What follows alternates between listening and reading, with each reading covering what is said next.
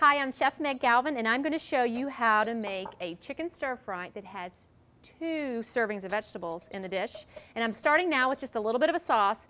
I want you to go visit the Asian aisle because there's some great ingredients that are so full of flavor. And one in particular is I love this hoisin sauce. If you just smell it, and it's just, I mean, it is a very rich, look at this. I want you to see how thick this is. A little goes a long way. So I have a cup of water, a tablespoon of soy sauce, and a tip with the soy sauce is get the light variety.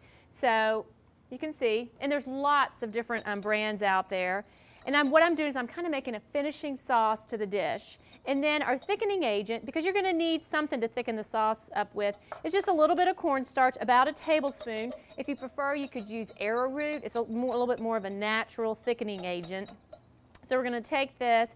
So anytime that you use cornstarch or arrowroot to a dish, you should always combine it with a liquid. Because if you just try to pour that over a dish, it's not going to work.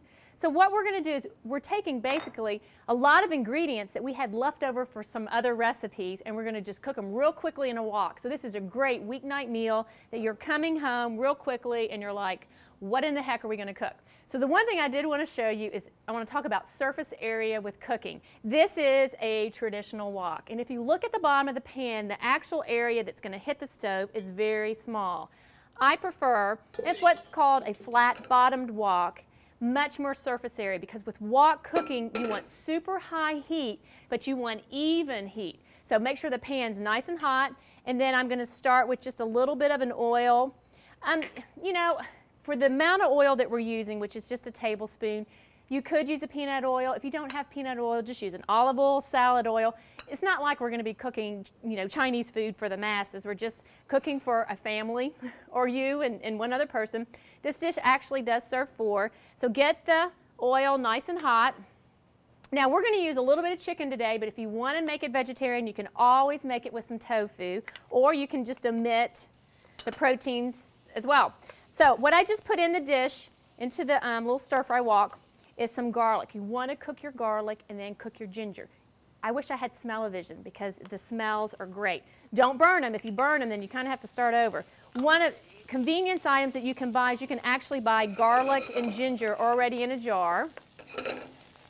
So once those are nice and hot, we're going to go ahead and start with our vegetables. And this is just bagged broccoli, carrot slaw. So you can see there's a lot going in. Leftover chicken that we had poached for another recipe. And then some roasted pepper. I actually did roasted pepper, but you can always pick up roasted peppers in a jar. Just make sure you get them packed in water and not oil. So stir-fry cooking is fast cooking. So everything goes in very quickly. And then we're going to add some mushrooms. Make sure when you use mushrooms in a dish, experiment a little bit. Search for baby bellas or creminis or shiitakes. Don't just go for those white button mushrooms because they really don't pack a lot of flavor. And with the stir fry, you want a lot of flavor in the dish. And then we're going to go ahead and add our chicken. Now you're going to end up with serving size, 2 servings of vegetables, and it's about 2 ounces of a protein for the dish. So literally, this is, if you have everything prepped, maybe left over from the night before, this is maybe a 5-minute dish tops.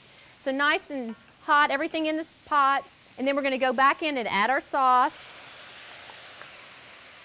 And that cornstarch, once the heat hits it, it's going to start to thicken up.